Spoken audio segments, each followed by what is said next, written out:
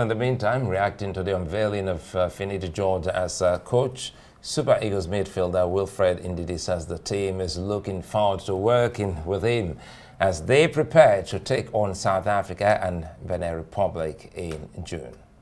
Coach is amazing. We worked with him in Morocco against Ghana and was he Mali? Yeah, Ghana and Mali. It was.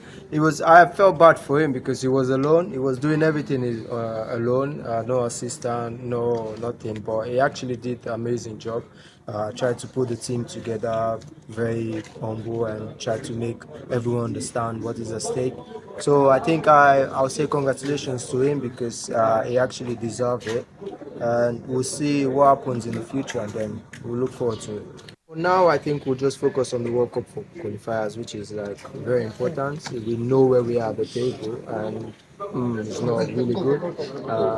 So we just try to put ourselves together, and we know how important it is. These two games, it is something that we cannot allow to slip off our hands, and the players coming back will see what actually happens in these games. But we know deep down it's really, really important. It's going to be a tough one, not easy one, but I think we're up for it.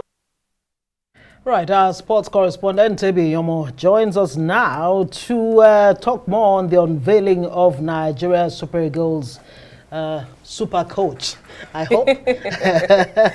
Tebi Yomo, good to see you. So the unveiling has happened. We now know who the new Super Eagles coach is. But let's talk about the mystery surrounding, what he gets. How will it, affect the dynamics of?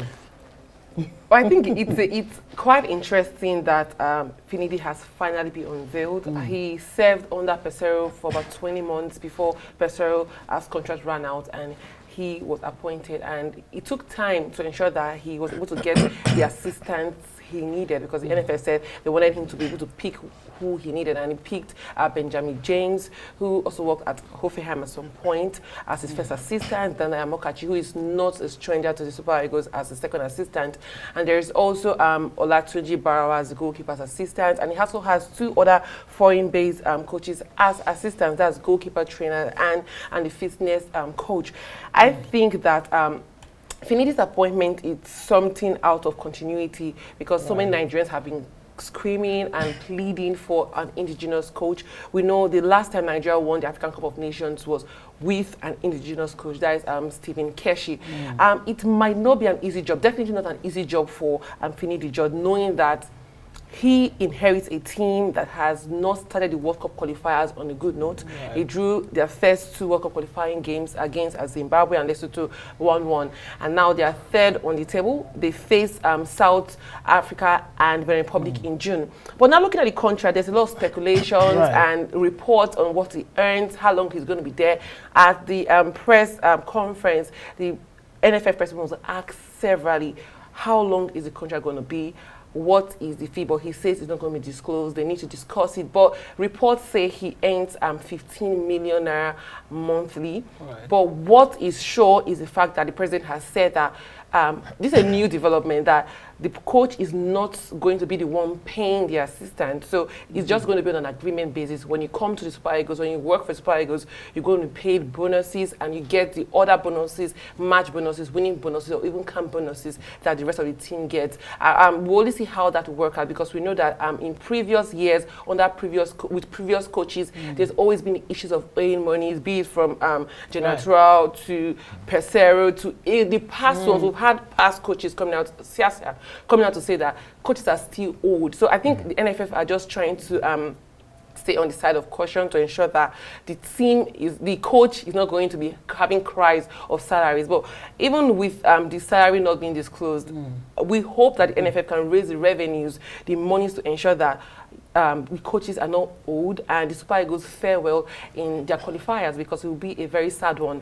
should Nigeria miss out of the World Cup. I was almost in stitches listening to, we're going to give him transport money. So I was like, no, do you expect him to start trekking and walking to work? We're going to give him a house. So how does it work? Because now your worry is the worry of the large percentage of Nigerians. We don't want our coaches to go through all of those hassles. paint for us a picture of some of these add-ons, the add-ons like the housing and the transportation. Is it the same with foreign coaches that we have hired in times past? Because it's amazing that I'm getting to say this at a press conference. Well, I think firstly, when you have, for a country as big as Nigeria, where we are meant to be the giants of Africa, especially in football, but in recent times we've not seen that happen. But when it comes to football, we know football is something that's meant to bring a lot of monies, but it's not like that here in Nigeria. It's still, Nigeria's football is still not at that level where you can say, okay, yes, you can generate this amount of money, or they have big brandings. But in sane climes, footballers, players are usually given bonuses, that's allowances for houses, for clothing, cars. You get cars that want to ensure that, okay, they are the ambassadors of these clubs. Right. Give players cars for free, but you are going to like be the ambassadors, brand ambassadors of that. So that is one way of the federation not being the ones spending their monies, but ensuring that they can bring in brands that support these coaches and players. I think that's what is meant to be seen. That's why I still say that Nigeria football is still not at that level, because were they to be at that level, this should not have been a thing of pride. That's what is meant to shouldn't even be discussed at all in the first place. You take it for granted. Usual claims. Hold it there. I think the NFF should pay you for consultancy. So let's take it to other aspect of our sports stories now. We understand that the Super Eagles will play 2 World Cup qualifiers in June. This will be like his first job. Yeah, when Pesero's contract ran out in March, Nigeria played against Ghana and Mali with Finidi George as the interim coach at that moment, and they got a victory against Ghana for the first time since 2006, a very long time coming, and he was able to do it, but they lost against Mali. But the games against South Africa and Benin Republic are very crucial games.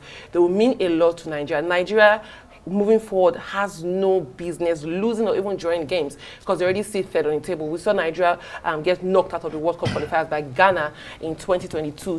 If they had won important games, they would not have been in a situation where they were not at the Qatar World Cup. So now is the moment. We saw Nigeria against South Africa at the AFCON 2022, and well, they defeated South Africa. So I think, should Nigeria play well, should Finidi just get his act right, assemble the right players. We understand that some of the crucial players who were at the AFCON are injured, like Moses Simon, who has a long-term injury.